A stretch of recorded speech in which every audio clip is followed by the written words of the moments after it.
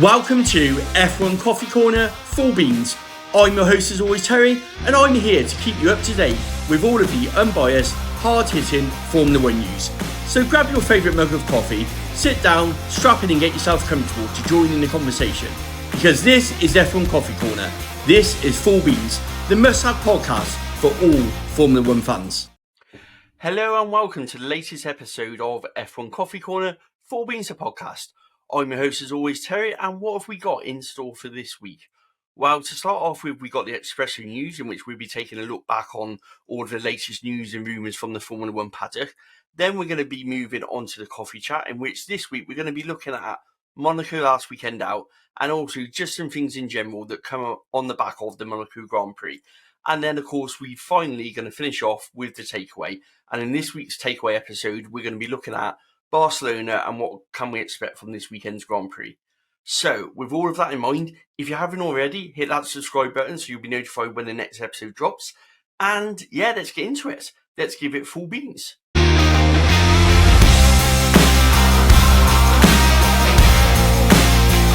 So, the Expresso news. So, what have we got on the Expresso news this week? I'm going to try and round up all the ones I can. And the one thing I'm not going to do is I'm not going to talk about any upgrades that are coming, because I'm going to say that for the takeaway part at the end of the show. So I'm just going to literally try and whiz through team by team and just give you a quick update on what's going on in the Formula 1 paddock as we know it. So Williams, Williams are quite quiet in terms of developments and what they're bringing to the car. I've got a sinking suspicion they're already focusing on next year, as we've heard them saying time and time again that's what they're going to do. And I think the only thing to take away from Williams at the moment is that Logan Sargent has got to be feeling the pressure. He's got to give some performances. His performance at Monaco, which we'll come on to in the second part, really wasn't good enough for a Formula 1 driver. And personally, I think he's in big trouble if you don't back up his ideas. I think Alex Albon's gone off the ball a bit and needs a strong performance. But yeah, Williams is very quiet at the moment. Not a lot to say on them either way, good or bad. They're kind of just there making it numbers, I'm afraid to say, currently. Then we've got AlphaTauri. Now, AlphaTauri surprised a lot of people because at Monaco, they actually brought more specification upgrades than what we found out from Mercedes, which was a complete and utter culture shock. We were expecting Mercedes to bring all these upgrades. And what we found was that actually AlphaTauri were the ones who brought the most. And they brought loads in the hope that Nick De Vries and Yuki can get some performance on that car. Like I say, we're not going to go into Monaco because we'll go for that in the middle section. But yeah, many upgrades are on that AlphaTauri, and they're expecting a big turnaround in performance from Barcelona. That's for sure. Then we come on to Alfa Romeo. They're kind of the forgotten people, aren't they? The only thing about Alfa Romeo is we know they're leaving at the end of the season and kind of leaving Sauber in a bit of limbo while they wait for Audi to take over. But not a lot to say on Alfa Romeo apart from it was Joe's birthday this week, so happy birthday, Joe.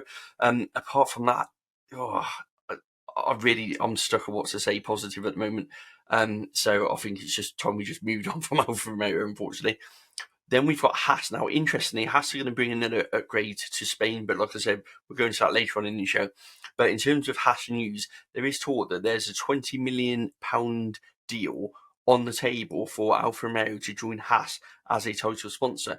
Now, this makes perfect sense when you think that Alfa Romeo have been working alongside the team with the Ferrari engine already, with the Ferrari parts that are in the Sauber car. So actually, they're moving to Haas, who've got even more Ferrari parts. Makes perfect sense, business and synergy, and also keeping the name in Formula 1. So I think that's a pretty damn good rumour. I think we're going to be seeing that. So yeah, I think from next year we could be seeing Alfa Romeo partnering Haas. And Haas, well, they're always welcome money injection, won't they? And the technical partnership that they've got from the Alfa Romeo deal currently can only stand Haas in good stead. Yeah, working alongside Ferrari and with the Ferrari parts as well there. So yeah, I think that's a good tie-up. Really looking forward to see if this one goes through, because I think it's a win-win for everybody involved. Then we've got McLaren. Now, McLaren have been making big news off the track in terms of technical director developments and also just showing at their management team. They've obviously taken Rob Marshall from Red Bull, which was announced yesterday, so that Rob Marshall is coming across to McLaren. He's on gardening leave to the end of the year. I've got a bit of a theory about this one because Rob Marshall's been doing loads of work with Red Bull Powertrain since 2016, and we know Zach Brown's been window shopping for a new engine supplier. We know that Honda's now out of the question because they're exclusive to Aston Martin. We know Mercedes is quite happy to drop an engine Alpine, so Renault, McLaren didn't really get on, so I'm not sure there's any legs on that one. And we know that Ferrari are never going to supply McLaren, so that kind of shuts the door for McLaren in terms of engines for 2026. And I can't help but feel that Rob's appointment is part of a bigger deal where we're going to be seeing McLaren Red Bull powertrain stroke Ford engines from 2026. I think it's all part of a big plan. So Rob's going to come on board. He's got that expertise. He knows how to integrate the new engine. He's been there from the start with the new engine. He knows what it's going to look like. He can help the team develop a car towards it. Red Bull then become a engine supplier, which further cements them as a Formula One team. It's a win-win situation. Christian's already said that Red Bull, are not adverse to supplying engines. We know they're going to probably supply AlphaTauri naturally, but actually I can see this happening. So yeah, you heard it here first. Red Bull powertrains to McLaren from 2026. When it breaks, you'll remember this clip, that's for sure. Then we've got Alpine. Now, Alpine last weekend out. We're not going to go too much into it because once again, I won't have nothing to talk about in the middle section. But yeah, improved performance from Alpine. They're expecting big things from this weekend. It was good for them to see Ocon up there. Gasly had a bit of a disappointing weekend. But yeah, in terms of Alpine, much needed performance for Otmar and the team. And yeah, look forward to seeing what they can do in Barcelona. Then we've got Ferrari. Now, Ferrari are bringing all their upgrades that were destined for Imola. They're the ones that they shelved and they brought. They forwarded them to Barcelona, sorry. So yeah, they took them off from Monaco. They're coming for Barcelona. So we're going to come into that in later part of the show. But yeah, look out for Ferrari this weekend in Spain. I've got a sinking suspicion they might just be there to upset the apple cart a bit. And to be honest, they're going to need it after last weekend. Then we've got Mercedes. Now, we all know about the W14B. We all saw what happened. Good to know that predictions on this podcast were absolutely spot on in terms of what the upgrades were and what it was going to look like. I'm sure there's a lot of fans out there who want to see how it runs on a track that can actually extract some performance, because we know that Monaco can't. And yeah, I'm personally looking forward to seeing what the baseline is for this W14 and this new development route that they've taken. And I'm sure a lot of people are, to see just how close or how far away that W14 is. Because at the moment, we don't know, that's for sure, from last weekend. Then, of course, we've got Aston Martin in second place, but only by a point after Monaco. Aston Martin, we'll talk about Monaco in the next part of the track, but, they've got an upgrade package due. I'm going to go into it later on the show, but they're riding on a high, but I can't help but feel they need some performances from Lance Stroll. Lance Stroll at the moment is completely letting the side down, and if I'm honest, if Aston Martin want to start being, considered to be a World Championship contender, they need Lance Stroll to start scoring points, that's for sure, because as it stands at the moment, he ain't getting enough, and it's all on Fernando. Then, of course, we got the dominant Red Bull. They had a very chalk and cheese weekend as we come into, but yeah, Red Bull have got some upgrades of some sort coming to Barcelona. I'm not going to go into it later on in the show like all of the others because we don't actually know what they are. Helmut Marko is being very coy about it. He's saying that we've got upgrades, but not going into any details. We don't know what they are yet. We're expecting something around suspension. We're expecting something around the floor. That floor which was on show, which we're coming to in the second part, because that was just absolutely amazing. So Red Bull, totally dominant at the moment, 6 out of 6 in terms of races, and they're on a high going into Barcelona. So that is your very quick expresso news. Sip of the coffee after that one. Which brings us nicely on to the coffee chat.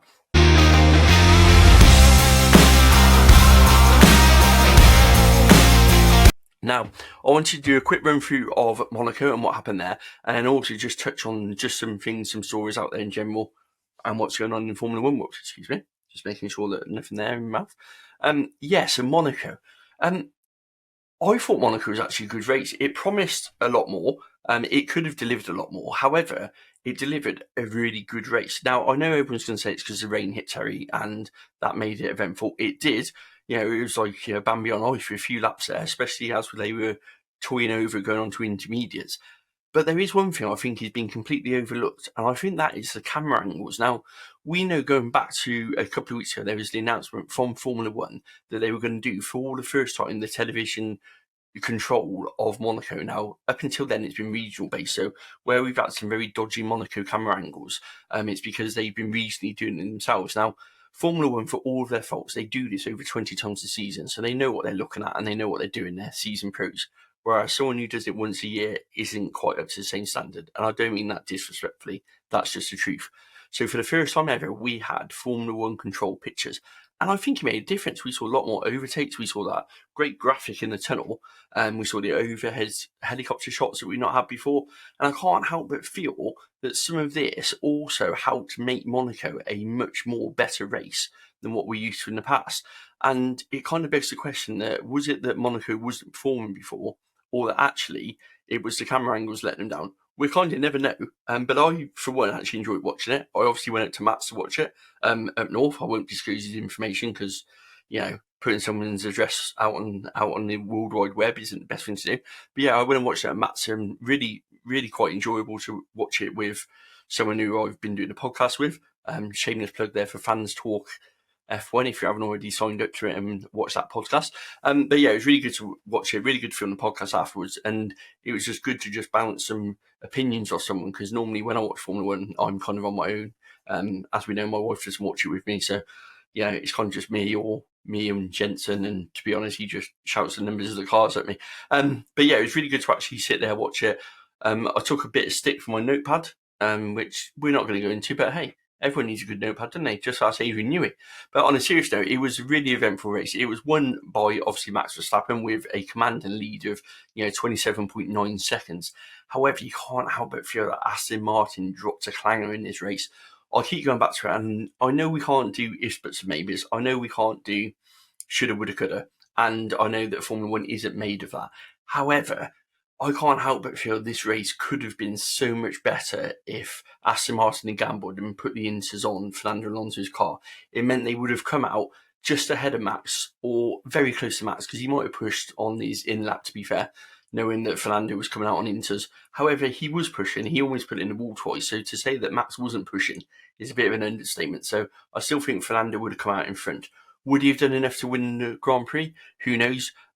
Max would have had enough to certainly get back on his gearbox and potentially make a fight of it, if not get past him. And it certainly would have made for an event for the last parts of the race, that's for sure. And we were kind of robbed of that with that decision. And I know that as much as Aston Martin will be delighted with another podium and Fernando's best result of the season, they're going to be kicking themselves they didn't make that tyre call, because, to be honest, that could have put them right in contention for this Grand Prix and Fernando's first win under Aston Martin. Then, of course, we've got Ocon, who drove that Alpine pretty flawlessly, to be honest. He was, I say like a forgotten man, he kind of just went about his business, which isn't a bad thing at all around Monaco. He was calm, he was composed, he kept Sainz at bay. Sainz obviously got annoyed and decided to try and, drive through him rather than round him at one point in the race. And yeah, I think Ocon had a really solid drive, really great drive from him, much needed for Alpine, like I said earlier in the Expresso News. They'd be happy at that. They'd be happy they got a podium. Gaz's result down in 7th, I think they'd be a bit disappointed at that. Gaz has been very openly critical about the strategy. But in terms of performance, I think Alpine certainly would have taken a podium for the start of the weekend, that's for sure. So, yeah, really solid drive by Esteban Ocon. Really delighted for him. Then we've got the Mercedes boys. We've got Hamilton and Russell. And I think they would have taken 4th and 5th before the weekend started. Yeah, brand new car concepts, no time to try it. It was always going to be iffy around Monaco. They couldn't change the upgrades. They had to come with them. They didn't know the car setup. FP1, they looked like they got the spot on. FP2, they looked like they got it completely wrong. So the fact they managed to qualify where they were and then actually, get some out of the race was brilliant. The only thing I will say is George needs to just lay back on the moaning, asking Lewis to let him pass because he picked up that penalty for Perez and then the 5-second gap to Leclerc. Ultimately, he was well ahead, and there's no need for him to have that place back. And it's not like he was close to Lewis at one point. So I kind of feel that he's doing a bit of moaning a lot this season compared to last season. And I think it's something we need to see a lot less of. And he needs to get back to challenging Lewis and actually beating Lewis, because at the moment, Lewis has got the beating of him. And if this car goes the way that we think it is, I can't help but feel it's going to be Lewis's season over George, that's for sure. Then we've got Charles Leclerc, the curse of Monaco. Well, it happened, didn't it, in qualifying with his tunnel blocking of Lando Norris. 3-place grid penalty, killed him off really in terms of the race itself. But, he was still there. It's still a good solid 8 points. He was still in the mix. Didn't really do anything wrong. Probably be happy that he finished Monaco again. I know he finished last year, but it was a shortened race. But I think he'd be happy that he kind of kept out of the wall, that he was okay, that he got around there. But we know he's someone who can perform in Barcelona. So I've got my eye on Charles Leclerc, that's for sure, for Barcelona. Then Gasly, we've come on to Carlos Sainz. Well, his race was kind of ruined by, going into the back of Ocon and knocking that front wing off. He's quite lucky he didn't get a flag for that. And then, of course, he went like Bambi on ice straight towards the barriers, which kind of completely screwed up his race. But yeah, again, it's solid points, but not where Ferrari want to be. 4 points is okay, but we want Ferrari to be near the top, and I'm sure they do as well. A lot of talk on Ferrari development, which we'll come on to afterwards, and what they're doing, and making some big moves and also some big decisions. So be really intrigued to get your thoughts on that one. But yeah, Carlos Sainz down in 8th. Then 9th and 10th finish off the points. We've got the McLaren boys, who looked absolutely unbelievable when the wet conditions hit. That car looked fastest on track when the wet conditions hit. But yeah, they'll be happy with that, I suppose. We know they've got upgrades. They're actually holding on for Silverstone in terms of their upgrades, so don't expect too much more from their move in the next couple of races, McLaren fans. But again, they're there to pick up the pieces, aren't they? They're there sort of hanging about, on the edge of the points, just getting into the points. Again, it's good to see Piastri get a point. Obviously, Norris in there as well. So those two are quite close. I had start of the season, I had Piastri on beating Norris, and that's kind of still on at the moment. It should be interesting to see if that one pans out. But I had that. I also had Ocon and Gasly being a touch-like moment, and I can't help but feel we might have seen the match being lit on that one at Monaco last weekend, because Gasly's comments makes me think he weren't a happy boy after that one. And yeah, that's really it. I'm not going to go down all the grid because we were all at Monaco, but just to say, I for one absolutely enjoyed it. It was a much better race than what we've had in previous years. It was much better in terms of the coverage. I think Formula 1 got it spot on.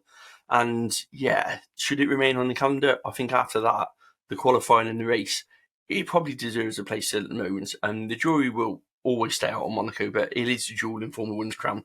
I like to see the heritage of it, and to be honest, I don't want it to disappear before I've experienced it live. So yeah, if we could keep Monaco for a bit, or just send some paddock passes, that'd be much appreciated for next year.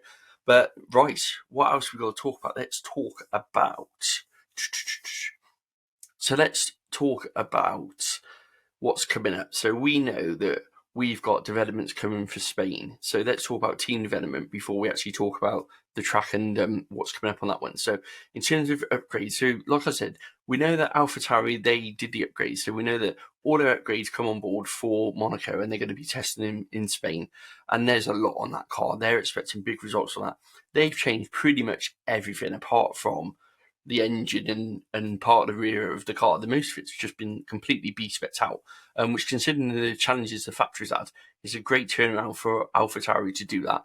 And they're certainly one to look out for as they start moving their way up. We also had the talk since Imola that the fact they're not going to be sold by Red Bull, and it's going to create more of a synergy by opening up their Bicester operation, which is obviously about 45 minutes away from Milton Keynes and Red Bull.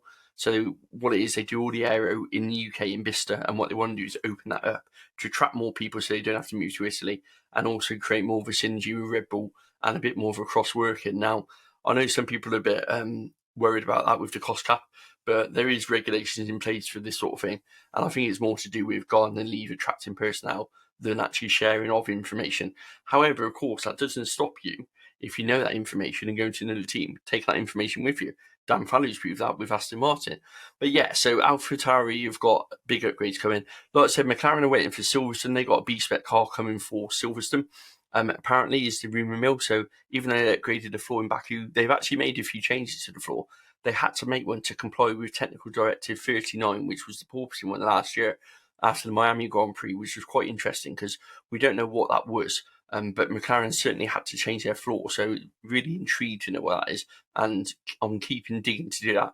We've talked about the appointment that they made this week as well, so yeah, big things coming from McLaren. But with all of these people on garden leave until January the 1st, you can't help but feel it's going to be a long season for McLaren fans, that's for sure. And we're not going to see any benefit until, probably to the middle of next year, let's be honest about it. Then we've got Haas now. Like I said, Haas are going to bring some upgrades to Barcelona. Their last upgrade was Baku, if I remember rightly, and they went really well. So they're looking forward to the latest upgrade. I believe it's a front wing upgrade that they're bringing. Now, Haas upgrades tend to coincide with Ferrari because they share the development. So, yeah, they're looking forward to that. Now, in terms of Ferrari, they're bringing quite a bit. We're hearing they're bringing a body, a floor, and a rear suspension upgrade to Barcelona, which is a lot to change on the SF23. But yeah, be really intrigued to see how that one goes. Now, last time out, they actually went really well around Barcelona, so I wouldn't be surprised to see Ferrari's pace suddenly picking up and them actually getting back amongst the front runners. I know that Alpine have talked about that they feel they're going to be ahead of Ferrari and Mercedes this weekend. I'm not convinced, if I'm honest. I think that Ferrari are going to be up there and certainly in the mix. But by being up there and in the mix, that brings us on to Aston Martin. Now, Aston Martin have got their first major upgrade of the season, which they're saying is worth a couple of tenths at least on the simulation runs that they're doing. And it's been a long time coming for Aston Martin, but if they have got a couple of tenths, that might just be what they need to pull away from the Ferraris and the Mercedes. But I still don't think it's going to be enough to Red Bull, who, like I said earlier, are going to bring their own upgrades of some sort. But yeah, Mercedes then. So we know all about the Mercedes upgrades. We know how much on that car is brand new. We know they're looking forward to Barcelona to testing it because they need this benchmark. They're also doing the Pirelli, put my teeth back in. They're also doing the Pirelli tyre test on Tuesday, Wednesday next week in the W14. George Russell driving, and then Mick Schumacher's doing the next day on that one. So they're going to get a bit more time in the W14. Now, it is all above board. They don't get the data from the testing as such, and they have to run specific tyres on a tyre test. However, having your drivers in the car can certainly help. And when they get back to the simulator, which Mick can be doing afterwards, that can certainly help as well. So that's really good news for Mercedes. Now, they had a bit of problems in Monaco, so they run the old suspension because the new one couldn't do the steering lock fully on that one, so they had that changed. So that's going to be changed for this weekend, hopefully. So we're going to be seeing the new front suspension fully on the Mercedes car, which we didn't see. And we're also hearing that they had some radiator problems that they've now fixed with a new part that's been flown out there. So yeah, Mercedes looking good to go, and really, like I say, they're downplaying their upgrades quite a bit, but it will be really interesting to see where exactly they go with this in terms of where this Mercedes is and where it's going to go development-wise, because ultimately this is the first acid test for that car, and this will give us a good idea to how far behind they are. Looking at the shape of the W14, it kind of feels like there's a lot of work to do on it. It's like a what's the word? It's like an unfinished project that needs refining. It's an outline rather than a defined W14 at the moment. So yeah, be interesting to see how that goes, especially as we start switching towards development to the W15. Because in theory now, Mercedes might just be getting a bit of a head start on next year with some of their parts as well. So yeah, it'd be really good to see that one. And then let's talk floors. Yeah, I got a sip of coffee before I talk floors because this is exciting. Now, what Monaco did give us, it gave us floors, and it gave us all of the floors apart from the Aston Martin. Those crane drivers, they did the work of God, really, showing all them floors to us. So first of all, we had the Ferrari one from Carlos Sainz. Then on Saturday, we had Lewis Hamilton's W14 being winched up high into the air, looking like it was trying to be parked on the helipad of the nearby buildings. And then in qualifying, Checo treated us to the Red Bull floor, and wow is all I can say.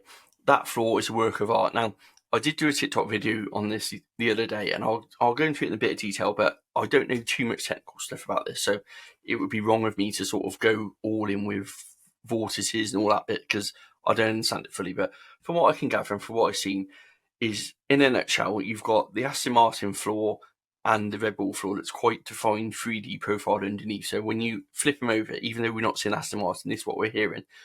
If you flip over the Red Bull floor, that's for sure, you'll see a lot of 3D channels going through it. So a lot of profiling going on, a lot of sort of conduits in, line down the middle, lots semicircular movements, a lot of directing the airflow. Whereas if you look both on the Mercedes and the Ferrari, they look quite two-dimensional and quite flat in comparison. So they look like they don't do as much with the air.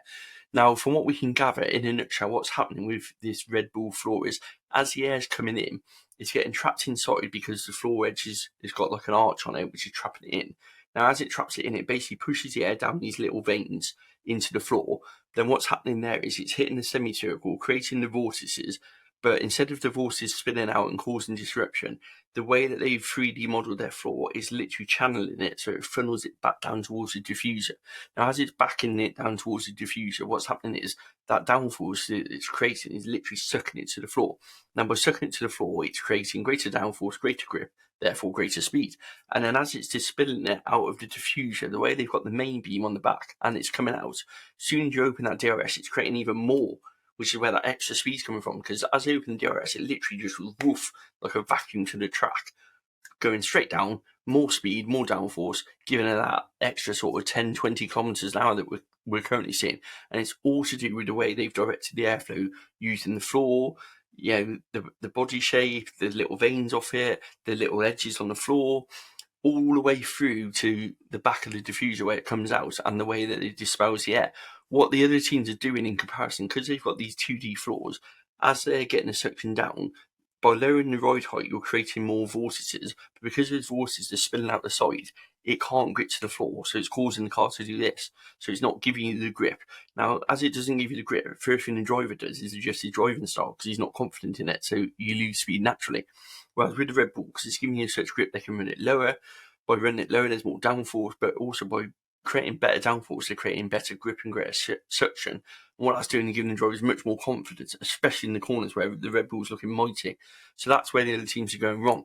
However, copying it isn't as easy as that. You can't just copy it. What you've got to do is you've got to get everything working together. Now, I said in my video, the only thing that it could do is maybe it opens up for some of the other teams to see what they're doing with their airflow, and maybe they can do something similar. But in terms of just copying it itself, it's no good. It can't do it. So, we wait and see. But it was just great to see. Now, Christian Horner said that most of the teams have probably seen it already, so it's not new to them. I think the fans got a bit more excited. I know I did than what the teams did. However, having them on the crane up in the air for that long like that certainly wouldn't have done no harm. That's for sure. And I think that's it for the coffee chat, really. All talked out after floors and that. But let me know what you thought about Monaco. Let me know what you think about the floors. Let me know what you think about the upgrades that come to the team. Is there anyone you're particularly looking out for? Anyone who you've got your eye on? Anyone who you think is going to suddenly come into contention? Or is it going to be the usual suspects and it's going to be the Red Bulls at the front? Now, that brings us on to the takeaway.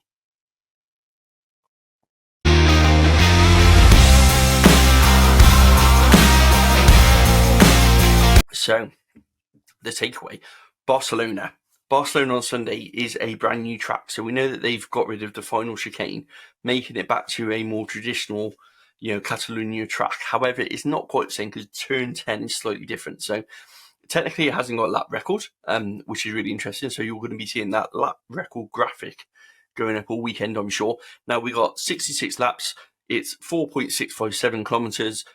A length for the track, and it's 307 kilometers in terms of the total race distance. Now, in terms of the tyres, I've got to get this right. Now, Pirelli are bringing the C1, the C2, and the C3 compound tyres. So not quite their hardest tyres. And the C0 is obviously the hardest one, which they introduced this year. Now, the C1 was last year's tyre, I believe, as well. So a bit confusing, but we've got the C1, C2, C3 compound tyres, and expect them to get a massive hammering, especially that front left tyre, because this is going to be unforgiving with the new layout. Now, the teams love Barcelona in terms of the testing tracks. It gives them loads and loads of data. It's where they would choose to go testing if they could. So the teams are really looking forward to it. We've always said Mercedes stopping on to get some Pirelli tyre tests done, and also no doubt to see how the car runs as well. So it'd be really interesting to see what the teams make of this, and certainly what the upgrades make of this, because this could be a real turning point as we head towards the middle of the season. We've also got this Red Bull penalty that's lingering like a scepter over the top of Red Bull, ready to swipe away the development time. And also we know that after this weekend, if I remember rightly, is when the wind tunnel allocations for next season get done. So I mean, I wouldn't for 1 minute believe that teams are going to be tactical with points, but put it this way, if you're in the hunt and, you might want to lose some points, not saying anybody would, but in terms of wind tunnel time, it would be beneficial to lose them this weekend, that's for sure. Then we've got the Pirelli tyre test. So the Pirelli tyre test is going to be held during free practice 1 and free practice 2. And those are the 2024 tyres that have been brought forward from next year. They're going to be introduced from Silverstone. So they're being brought forward. They've been trialled in FP1 and FP2 by the teams. And that's just to give the teams a bit of a feel for them, give Pirelli the data from them. So don't be surprised if you see the FP1 and 2 times a bit skewy and a bit not normal. Now, I'm not sure whether they've got a mixture of tyres or whether or not they've, got just those tyres to test. They haven't really said, so I'm going to keep an eye on that one. I think they're going to have a mixture, so we might see the sort of unmarked tyres that you sometimes see where you don't see the stripes on them when they go out for a tyre test. So it might just mess with the times a bit, and especially with it being a new track layout, I think FP1, FP2 is going to be a little bit interesting in terms of what we see on the track. And I think that's pretty much it. I mean, we're coming up to the half-hour mark, and we're all sorted out for this week's F1 Coffee Corner 4 Beans. Now, if you haven't already, please hit that subscription button. I don't like to use the word subscribe. It's more of a follow. So hit that follow button. You'll be notified when the next episode drops. You'll be first to know. It'll come into your phone, onto your laptop, wherever these, drop where you listen to. And if you do get a chance, if you could leave some comments or at least click the reviews if you're on Spotify, that really helps the podcast. Really helps me as a person to develop the podcast going forward in terms of content, what you like, what you don't like, because ultimately I'm not 100% sure what people like about the podcast and if there's anything I could be doing better. Naturally, all my social medias are up there in the link as normal. So I'm on Instagram, Facebook, TikTok mainly, but I'm there contactable on all of them. There's contact forms on there. So if anyone wants to get in touch, please feel free to do so.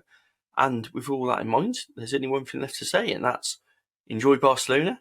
And I'll catch you all on the next episode. Thanks very much for listening. Really appreciate it. Don't forget to follow.